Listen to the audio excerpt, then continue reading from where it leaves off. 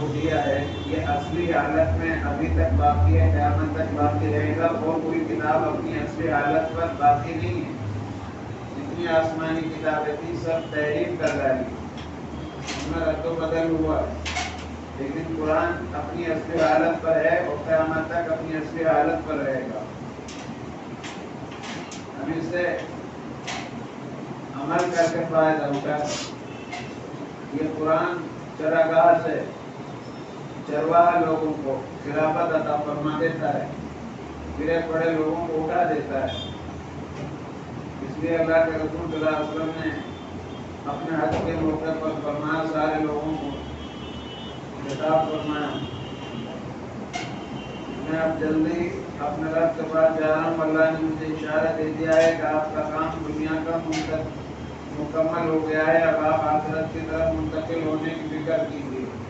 تو اس لیے آپ نے اپنے صحابہ کو آخری خطبہ دیا اور فرمایا، اپنے رب کے پاس جا رہا ہوں، تمہارے درمیان دو چیزیں چھوڑ کر جا رہا ہوں، ایک قرآن، ایک میری سیرت، سنتیں ہیں، ان پر عمل کرتے رہو گے تو گمراہ نہیں ہوگے۔ کتنے لوگ قرآن پڑھتے ہیں آدھا گھنٹہ بیٹھ کر، موبائل دیکھنا ہمارے لیے آسان ہے، روزانہ کم سے کم آدھا گھنٹہ آپ قرآن میں لگائیے۔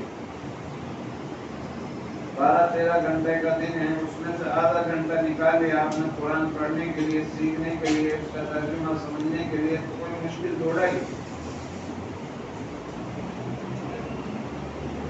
بہرحال آپ صلی اللہ علیہ وسلم کی سیرت، جو آپ کا طریقہ ہے وہ آپ کی سیرت ہے، اس پر ہمارا چلنے میں 100% کامیابی ہے، اور اس کو چھوڑ کر چلنے میں 100% ناکامی ہے۔ جو آپ کا طریقے کو چھوڑے گا نہ دنیا میں کامیاب ہوگا، نہ آخرت کے اندر کامیاب ہوگا۔ لقد کان لکم فی رسول اللہ اسوۃ حسنہ، تم سب کے لیے زندگی گزارنے کے بہترین نمونے اور طریقے وہ جناب رسول اللہ صلی اللہ علیہ وسلم کے طریقے ہیں۔ خلاف پیغمبر کثیرہ گزید ہرگز بمنزل نفاد رسید، جو آدمی نبی کے طریقے کے خلاف زندگی گزارے وہ ہرگز منزل مقصود تک نہیں پہنچ سکتا، وہ بھٹکتا ہی رہے گا۔ اگر ہم عزت کی زندگی، سکون کی زندگی چاہتے ہیں، امن کے ساتھ رہنا چاہتے ہیں، تو ہمیں اللہ کا حکم اپنی زندگی میں لانا ہوگا اور محمد رسول اللہ صلی اللہ علیہ وسلم کے طریقے اختیار کرنے ہوں گے، تبھی ہمیں دنیا اور آخرت میں سکون والی، راحت والی، اطمینان والی زندگی نصیب ہو سکتی ہے۔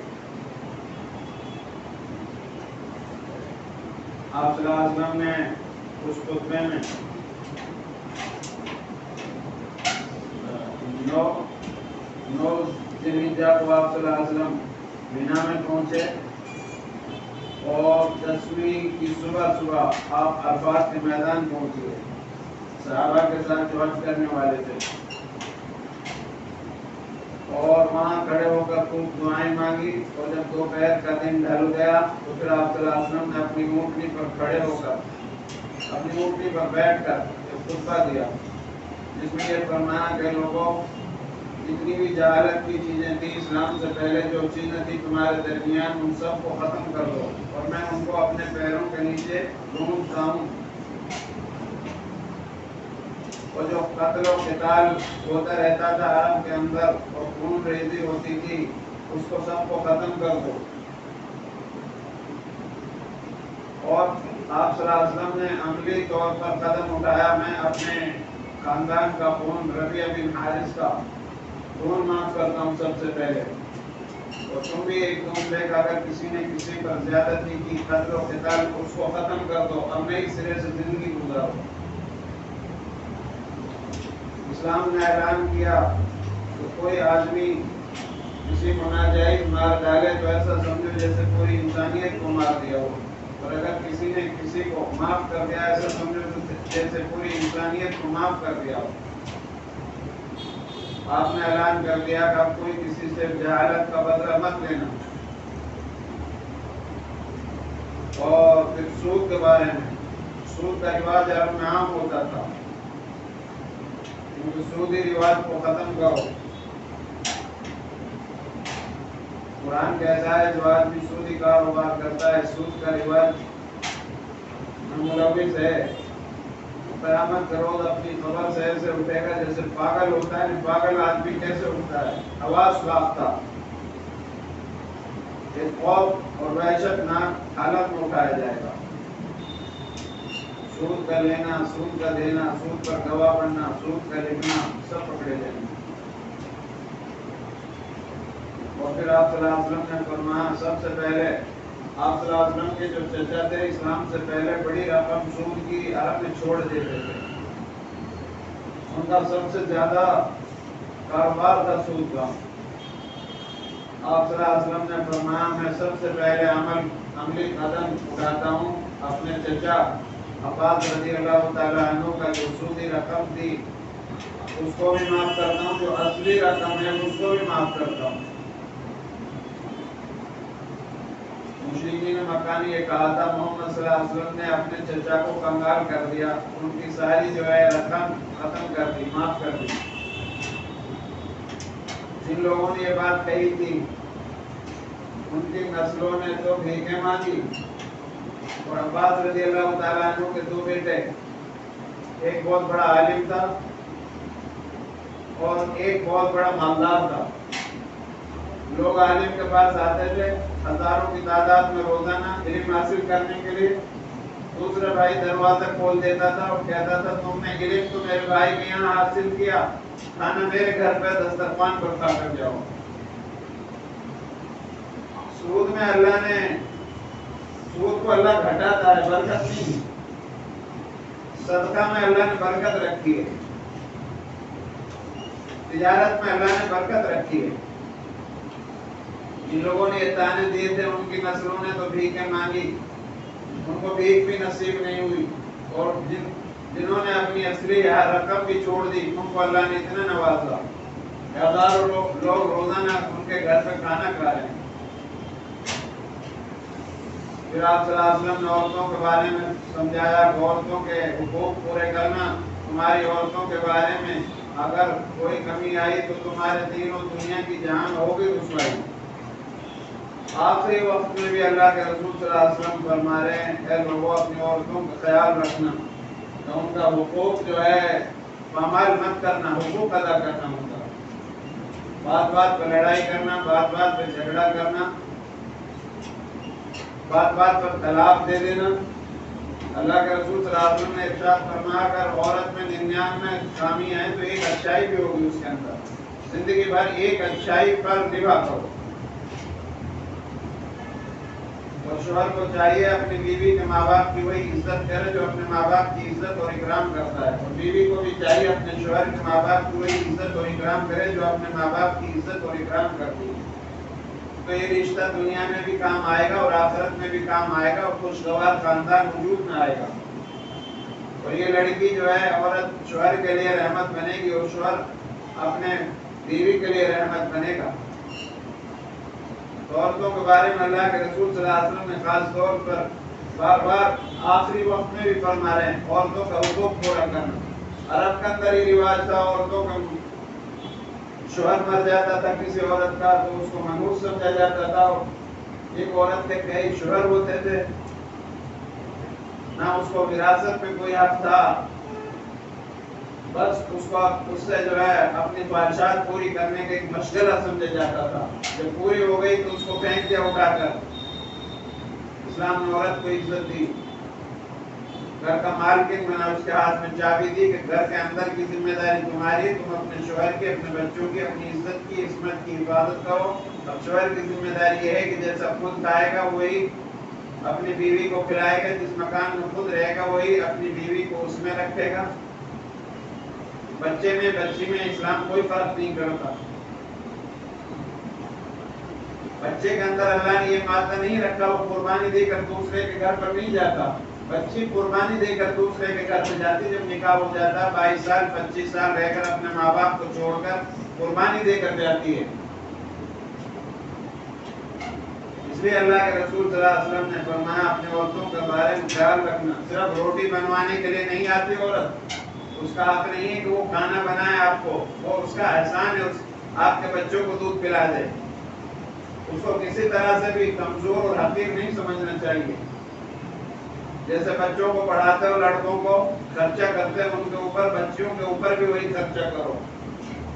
اور اسلام کی تعلیم یہ ہے کہ بچے کی تعلیم تو صرف ایک فرد کی تعلیم ہے، بچی کی تعلیم پورے گھرانے کی تعلیم و تربیت ہے۔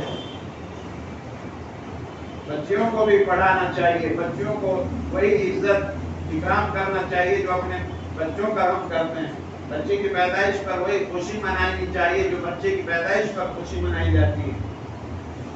یہ تو غیروں کا طریقہ ہے۔ اسلام نے عورت کو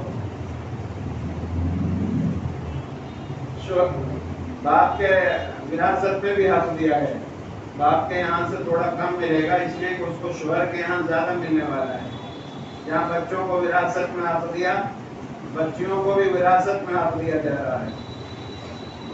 اور کوئی قوم، کوئی مذہب اس طرح کا حق نہیں دیتا۔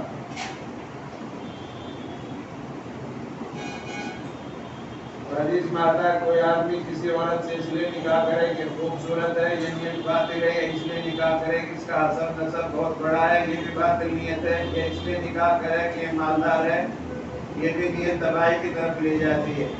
اللہ کے رسول نے فرمایا تم دینداری اور تقوی پر نکاح منعقد کرو۔ اللہ کے رسول صلی اللہ علیہ وسلم نے یہ فرمایا کہ بھائی اپنی عورتوں کا حقوق پورے کرنا۔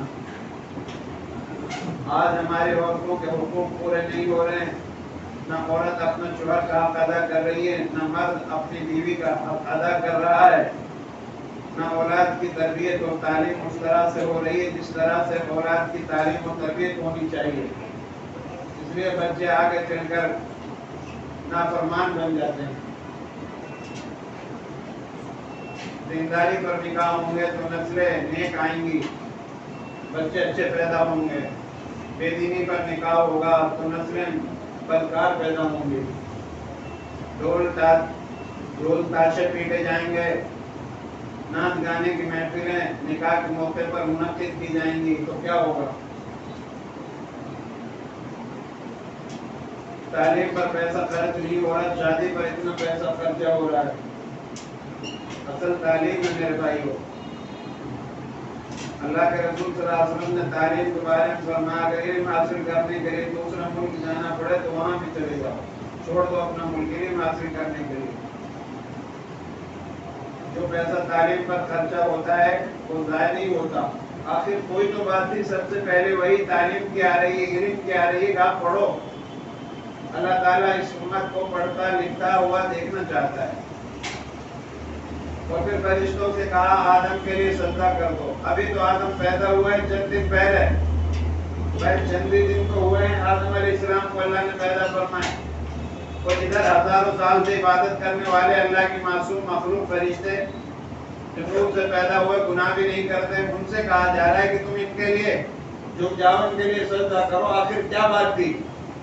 کیونکہ آدم کے پاس علم تھا، علم کی وجہ سے ان کے علم کی وجہ سے اکرام کرایا جا رہا ہے نوری مخلوق سے، فرشتوں سے۔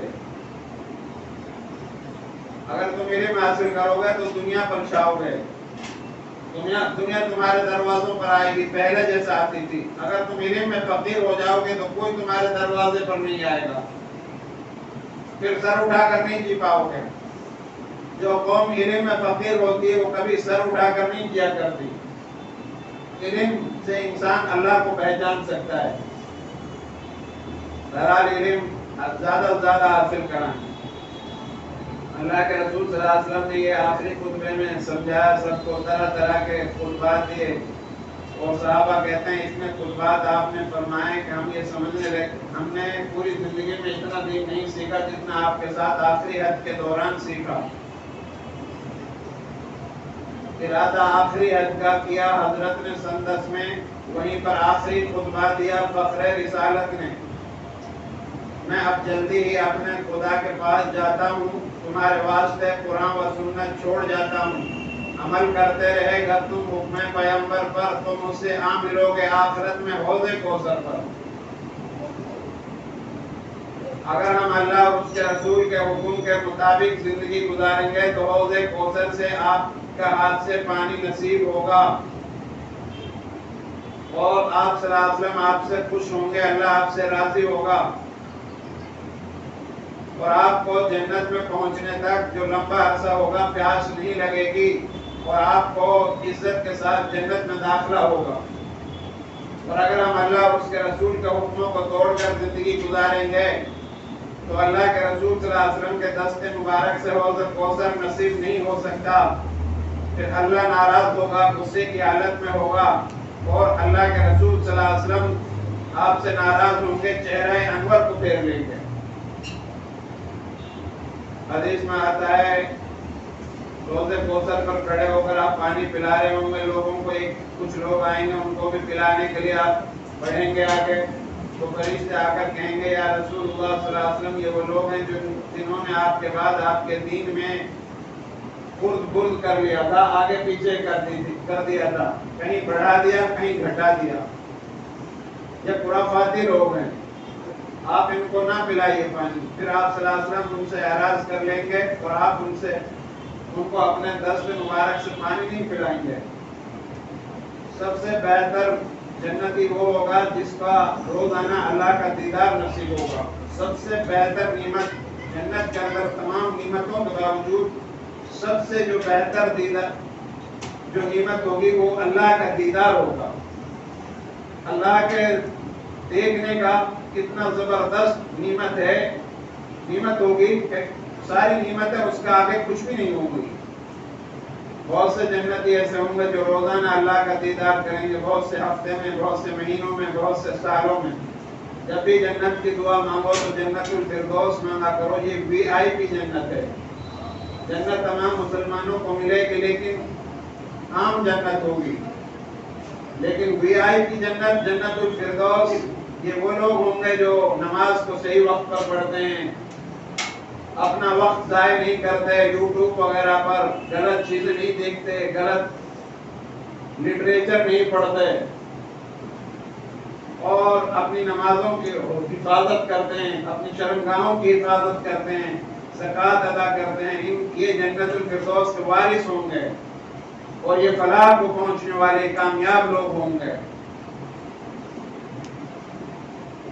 اپنی آنکھوں سے غلط نہ دیکھو، اپنی زبان سے غلط نہ بولو، اپنے ہاتھوں سے غلط نہ پکڑو، اپنے پیروں کو غلط نہ بڑھاؤ، اپنے دل میں غلط سوچ پیدا نہ کرو، بڑوں کا اکرام کرو، چھوٹوں پر رحم کرو، ماں باپ کی فرما برداری کرو، پڑوسیوں کے ساتھ اچھا سلوک کرو، سلام کو عام کرو، راتوں میں اٹھ کر جب سو رہے ہو لوگ تو اس وقت اللہ کو یاد کرو، اللہ کے سامنے کھڑے ہو کر 2 رکعت نماز پڑھ کر اللہ سے اپنی مدد چاہو، مدد مانگو، بھوکوں کو کھانا کھلاؤ۔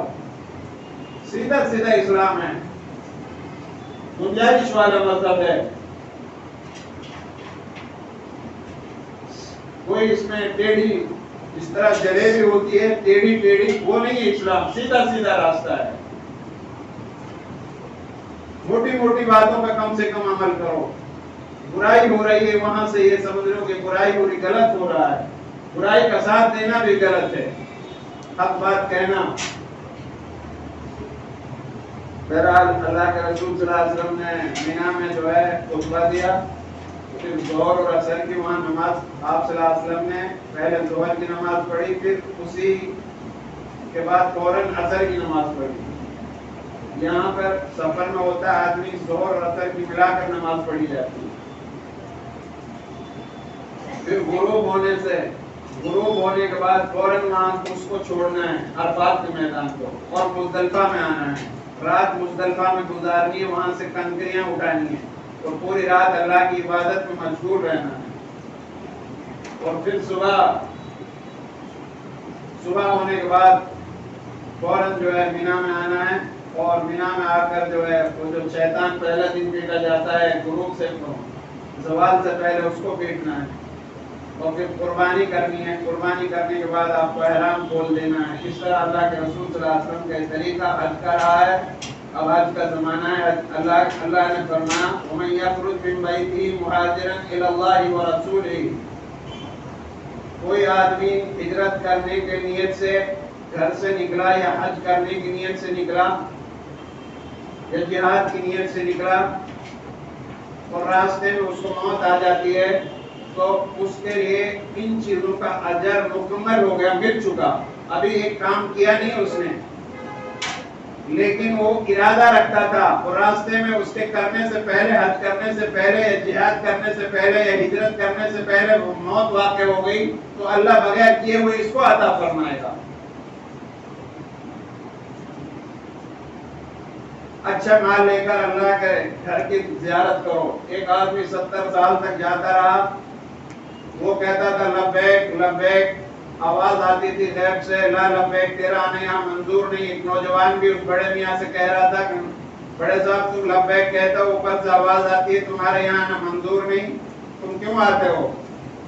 تو بڑے صاحب نے یوں کہا کہ میں 70 سال سے اس آواز کو سن رہا ہوں، اب یہ بتاؤ اس در کو چھوڑ کر اور کہاں جاؤں، اس کے علاوہ کوئی اور در ہے؟ کتنی پکی سچی دل کے اندر سے کہہ رہی کہ دکھ کے اندر اس نے یہ بات کہی ندامت کے ساتھ. تو اللہ نے فرمایا تیرا حج اب قبول ہے، اور جتنے لوگ اس سال حج کر رہے ہیں اور جب سے تو حج کر رہا ہوں سب کا حج تیری وجہ سے میں قبول کر رہا ہوں. آج کا حاجی کی بدنامی کیوں ہو رہی ہے؟ مال حرام کا لے کر جاتا ہے، اللہ کے گھر میں جا رہا ہے اور حرام مال سے حج کر رہا ہے، تو حج کیسے قبول ہوگا؟ پھر بد اخلاقی آئے گی. حج تو انقلاب ہے زندگی کا، زندگی کے اندر انقلاب آ جانا چاہیے، تبدیلی ہو جانی چاہیے، لیکن ہمارے حاجیوں کی زندگی میں تبدیلی نہیں. وہی آنے کے بعد پھر وہی خرافات. اس لیے سارے لوگ کہتے ہیں جتنے حاجی ہیں خرافاتی کیوں بنتے گئے، مسلم بھی پوچھتے ہیں. تو یہ وجہ یہی ہے کہ مال صحیح نہیں ہے اور صحیح طریقے سے ادا نہیں کرتے. اگر حج کرنے کے بعد انسان اپنی زندگی میں تبدیلی نہیں لا سکتا تو اس کی زندگی میں اور کون سا انقلاب آئے گا جب وہ تبدیلی لائے گا؟ اس کے علاوہ اور کوئی ہے ہی نہیں، آخر یہ سدھرنے کا موقع. بہرحال حالات آپ دیکھ رہے ہیں اپنے ملک کے کس طرح سے ہیں. اذان جس پر پابندی لگانے کی بات ہو رہی، جگہ جگہ مساجد کی اوپر جو ہے اٹیک ہو رہا ہے. آپ حضرات صحیح راستے پر آ جاؤ، آپس میں اتحاد پیدا کر لو، سب ایک جگہ جمع ہو جاؤ، اللہ کی رسی کے نیچے اللہ کے دین پر مجتمع ہو جاؤ. یہ ملک کہاں جا رہا ہے؟ اگر یہی حالت ہوتی رہی تو آگے چل کر کیا ہوگا؟ ملک کس طرف جا رہا ہے؟ بے روزگاری بڑھتی جا رہی ہے، اور مساجد کے اوپر، اذانوں کے اوپر، حلال کھانے کے اوپر، ہمارے حجاب کے اوپر زیادتی ہو رہی ہے ہمارے ساتھ. میں تو کہتا ہوں یہ سب ہماری بدعمالیوں کی وجوہ ہے. تو مسلمان بالکل صبر کیا ہوا ہے. بہرحال ہم صبر کے ساتھ، شکر کے ساتھ رہیں گے تو اللہ دنیا میں بھی ہمیں اجر دے گا اور آخرت کے اندر. لیکن حالات کو ہمیں تبدیل کرنا ہوگا، اپنی زندگی کو زندگی کے اندر تبدیلی لانی ہوگی. اور اذان جو ہو رہی ہے اس کا یہ دنیا میں امن اور برکت اور دعوت ہے. یہ امن آتا ہے، اس سے فرشتے رحمت کے نازل ہوتے ہیں، شیطان بھاگتا ہے. حیال الفلاح کا مطلب ہے آؤ ترقی کے لیے. اس پر تمہیں اعتراض ہے؟ ایک حجاب میں ایک عورت رہ رہی ہے، اپنی عزت اور عصمت کی حفاظت کر رہی ہے، اس پہ تمہیں اعتراض ہے؟ ایک آدمی حلال روزی کھا رہا ہے، حلال کا گوشت استعمال کر رہا ہے، حرام سے بچ رہا ہے، تم اس پر اعتراض کر رہے ہو، اس کو بھی حرامی بنانا چاہتے ہو. یہ سب ہماری کمی رہی، ہم نے دعوت نہیں دی. آج بھی غیر مسلم یہ سمجھتا ہے اللہ اکبر جب مسلمان اذان میں کہتا ہے تو یہ جو ہے اکبر بادشاہ کا نام لیتا ہے. یہ ہماری کمی رہی. اگر ہمارے مغل بادشاہ دین پر محنت کر لیتے، جتنی عمارتیں انہوں نے بنائی، اور میں روٹی کی شکلیں بنائی اور قسمیں بنائی، بریانی کی قسمیں بنائی، لیکن انہوں نے دین کی محنت نہیں کی. یہ وجہ یہ ہے. اب بھی اگر چاہتے ہو کامیاب ہونا اور عزت چاہتے ہو تو دین کی محنت کر لو، اپنے گھروں میں دینی ماحول پیدا کرو، اپنے بچوں کی دینی تربیت کرو اور نمازوں کی پابندی کرو، آپس میں محبتیں پیدا رکھو. اللہ سے دعا ہے اللہ رب العالمین ہم سب کو عمل کرنے کی توفیق عطا فرمائے. وآخر دعوانا الحمدللہ.